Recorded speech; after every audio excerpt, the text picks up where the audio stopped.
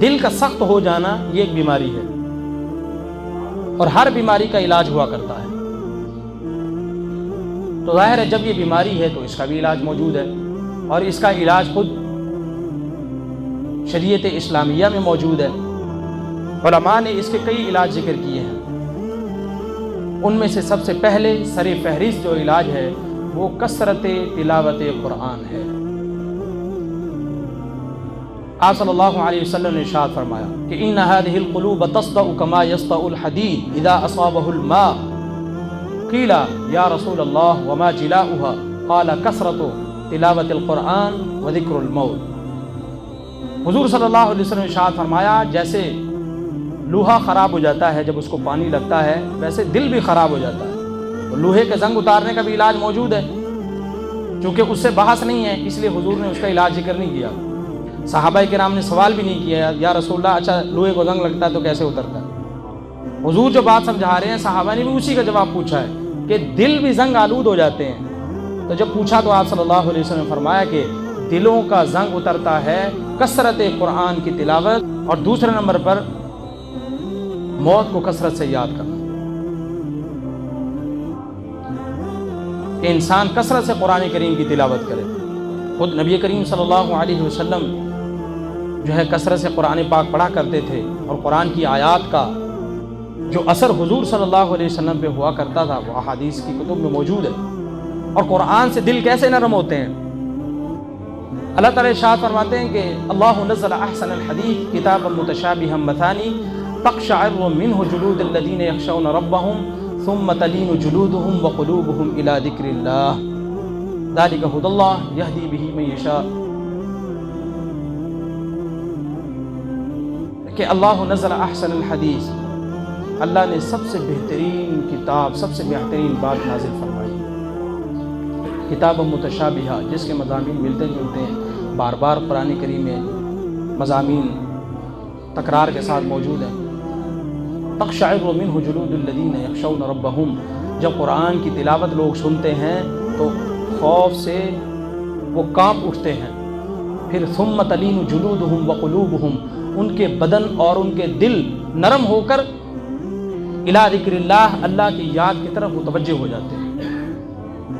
ذالک ھدی اللہ، یہی ہدایت ہے اللہ کی، اور اللہ جس کو چاہتا ہے ہدایت دے دیتا ہے۔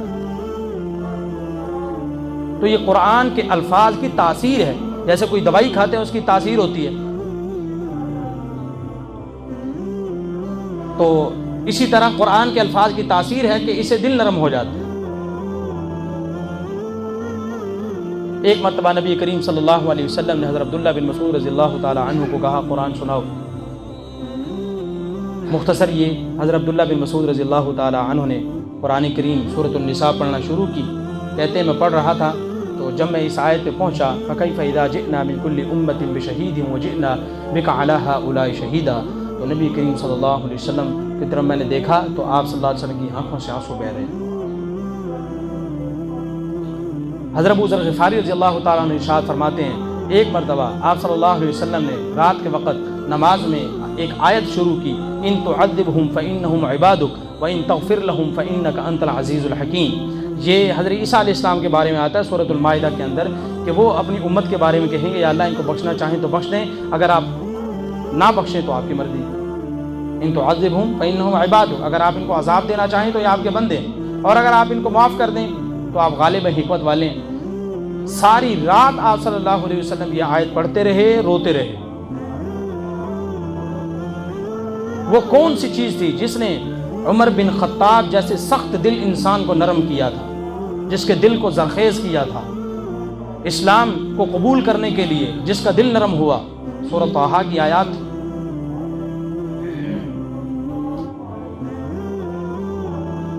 ایک صحابی ہیں طفیل نامی، طفیل دوسی۔ یہ اس زمانے کی بات ہے جب مکہ کے لوگوں نے بات مشہور کر رکھی تھی کہ مکہ کے اندر ایک جادوگر ہے اور اس کے قریب نہ جانا، وہ اپنی باتوں سے جو ہے وہ بندے کو اپنا بنا لیتا۔ کافروں نے یہ شوشہ چھوڑا ہوا تھا اور یہ پروپیگنڈا کیا ہوا تھا۔ یہ کہتے ہیں اسی زمانے میں بھی مکے میں آیا تو لوگوں نے مجھے بھی ایسے کہا تو مجھے تجسس پیدا ہوا۔ پھر یہ کہتے ہیں کہ پھر میرے ذہن میں یہ بات آئی کہ ہو سکتا ہے کہ یہ جس بندے کا ذکر کر رہے ہیں اس پہ کوئی جادو وغیرہ کا اثر ہو گیا ہو. تو کہتے ہیں میں اس زمانے میں منتر پڑھا کرتا تھا کہ جس سے جادو وغیرہ کا اثر دور ہو جایا کرتا تھا. تو کہتے ہیں میں گیا حضور صلی اللہ علیہ وسلم کے پاس اور میں نے ان سے پوچھا کہ آپ کا دعویٰ کیا ہے, آپ کی دعوت کیا ہے. حضور صلی اللہ علیہ وسلم بتایا کہ میں اللہ کا نبی ہوں, اللہ کا رسول ہوں. تو کہتے ہیں حضور صلی اللہ علیہ وسلم نے قرآن کی آیات پڑھنا شروع کی. میں تو خود منتر پڑھنے گیا تھا, نتیجہ نکلا حضور کی قرآن کی آیات سن کر وہ میرے دل کی قساوت دور ہو گئی, دل کی سختی دور ہو گئی, اور میں نے اسی وقت بیٹھے بیٹھے کہا کہ مجھے کلمہ پڑھا دیجیے. تو قرآن کریم ایک ایسی کتاب ہے جو انسان کے دل کی سختی کو دور کرتی ہے. اور جب خود حضور سے پوچھا گیا کہ یا رسول اللہ جب دل کو زنگ لگ جائے تو کیا کریں, حضور نے فرمایا کہ موت کو کثرت سے یاد کرو, کثرت سے قرآن پڑھو.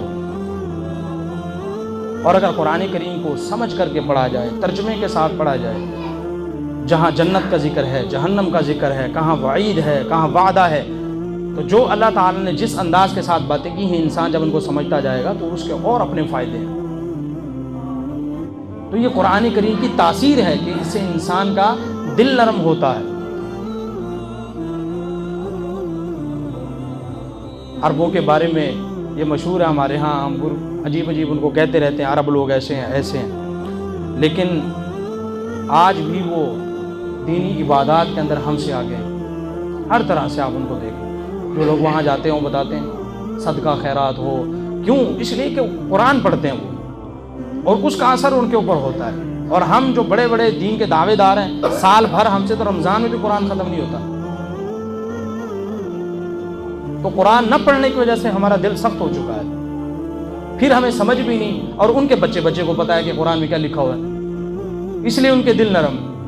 تو ہمارے دلوں میں یہ سختی پیدا ہو چکی ہے جس کا علاج ایک یہ ہے کہ قرآن کی تلاوت کی جائے. دوسرا علاج اہل علم نے ذکر کیا ہے کہ ذکر کیا جائے. اللہ کا ذکر بھی انسان کے دل کو نرم کرتا ہے.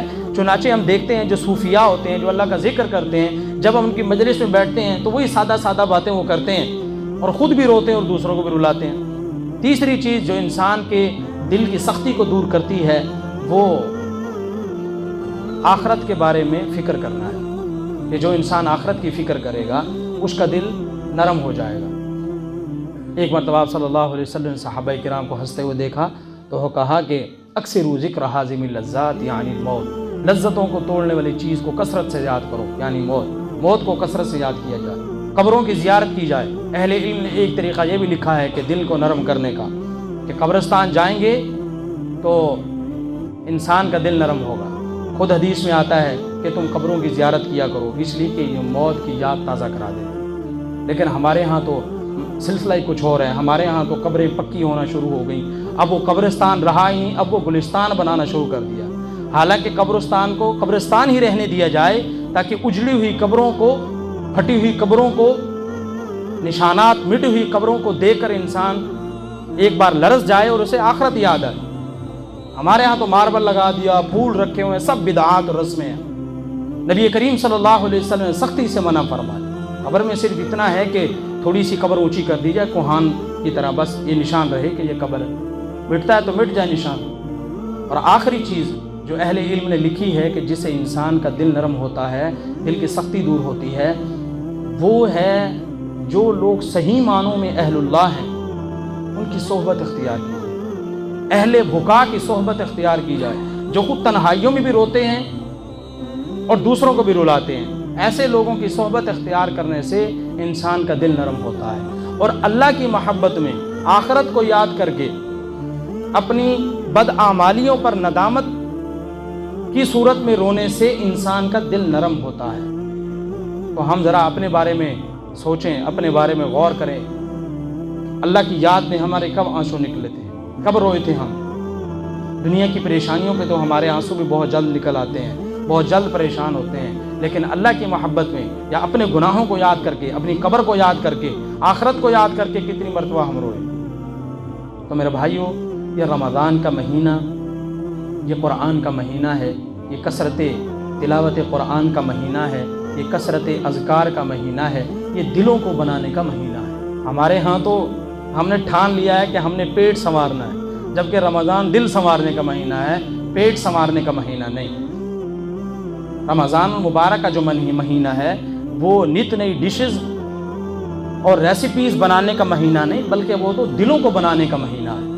وہ جو دل زنگ آلود ہو چکے ہیں، اب قرآن کو کثرت سے سن کے 20 رکعت تراویح میں سن کے خود دن بھر قرآن پڑھ کے تلاوت کر کے اس دل کے زنگ کو اتار لیا جائے، تاکہ وہ دل زرخیز ہو، وہ اس قابل ہو کہ اس میں اللہ کی محبت آئے، اس میں نبی کریم صلی اللہ علیہ وسلم کی سیرت کی محبت آئے، سنتوں کی محبت آئے، اور پھر ہم نہ صرف اس چیز کا پھر ہمیں خود فائدہ ہو، بلکہ وہ جو فائدے کی چیز ہم اپنے پاس رکھیں گے، اپنے دل میں پیدا کریں گے، اس سے دوسروں کو بھی فائدہ ہوگا، کیونکہ جب ہمارا دل بنے گا تو ہمارے سارے اعضاء بنیں گے، جب اعضاء بنیں گے تو آنکھ سے بھی لوگوں کو فائدہ ہوگا، ہمارے کان سے بھی فائدہ ہوگا، ہمارے ہاتھ سے بھی، ہماری زبان سے بھی لوگوں کو فائدہ ہوگا۔ تو خلاصہ یہی ہے، دنیا بھر کے فساد کا نتیجہ دل کی سختی ہے۔ دل کیوں سخت ہوتے ہیں؟ 3 وجوہات ہیں: دنیا کی محبت، آخرت سے غفلت، گناہوں کی کثرت۔ اور دل کی سختی کو دور کیسے کیا جا سکتا ہے؟ کثرت تلاوت قرآن سے، اللہ کے ذکر سے، آخرت کو یاد کر کے، قبروں کی زیارت کر کے، اور اہل بکا، اہل اللہ کی صحبت اختیار کر کے۔ تو یہ ہماری پوری گفتگو کا خلاصہ ہے، اور رمضان کا مہینہ وہ اسی لیے آیا ہے کہ ہمارے دلوں کا ہم زنگ اتار سکیں، اپنے دلوں کا زنگ اتر جائے بالکل۔ تو اس کے لیے ہم کثرت سے قرآن کریم کی تلاوت کریں، قرآن کریم کو سنیں، موبائل پہ سن سکتے ہیں، موبائل پہ سنیں، خود پڑھیں، پڑھتے پڑھتے تھک جائیں تو سننا شروع کر دیں، سنتے سنتے جو ہے وہ تھک جائیں تو پھر خود پڑھنا شروع کر دیں۔ اسی طرح گھر کے اندر یہ ماحول بنائیں، گھر کی عورتیں ہیں تو ان کو بھی کہا جائے کہ قرآن کریم پڑھا جائے۔